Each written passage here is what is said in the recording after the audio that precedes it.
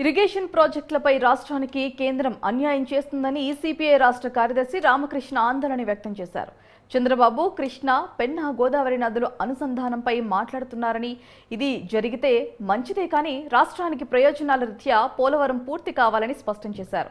నిర్వసితులకు నష్టపరిహారంపై కేంద్రం వెనకడుగు వేస్తుందని, రాష్ట్ర విభజన బిల్లులో 6 ప్రాజెక్టులకు ప్రాధాన్యత ఇచ్చి ఇప్పుడు కేంద్రం కొత్తగా కోత విధించే ప్రయత్నం చేస్తుందని తెలిపారు. దీనిపై కూటమి ప్రభుత్వం అఖిలపక్ష సమావేశం ఏర్పాటు చేయాలని డిమాండ్ చేశారు. విద్యుత్ అదనపు ఛార్జీలపై ఈ నెల 19వ తేదీన విజయవాడలో నిరసన కార్యక్రమం చేపడతామని రామకృష్ణ తెలిపారు.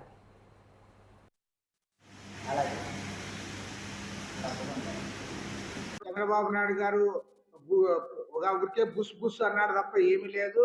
ఆయన ఉన్నాడు సివిల్ సప్లైస్ మినిస్టర్ మన నాదెళ్ల మనోహర్ గారు, ఆయన కూడా పోయి అక్కడెక్కడ పోయి వచ్చాడు, కూడా ఏమి లేదు.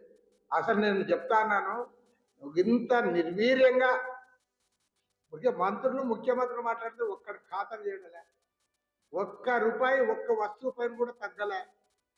ఎందుకే మీరు ఊరికి హుంకరింపులు తప్ప ఏమి లేదు. ఇసుక అన్నారు, ఉచిత ఇసుక అన్నారు, అదేం తగ్గలే. అది దాన్ని ఫెయిల్ చేసింది ఎవరు?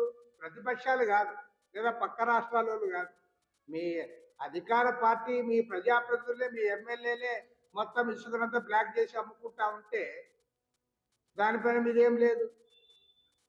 మళ్ళీ ఇప్పుడు కరెంట్ ఛార్జీ ఈ రకంగా వాతల మీద వాతలు పెడితే ప్రజలు ఏ రకంగా తట్టుకుంటారు?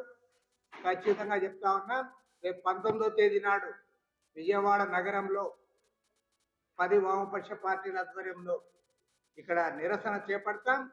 తర్వాత రాష్ట్ర వ్యాప్తంగా ప్రచార కార్యక్రమాన్ని చేపట్టి రేపు డిసెంబర్ మాసంలో ఏవైతే ఇవన్నీ కూడా అమల్లోకి వస్తాయో అప్పటి నుంచి ఉద్యమాన్ని తీవ్రతరం చేస్తామని కూడా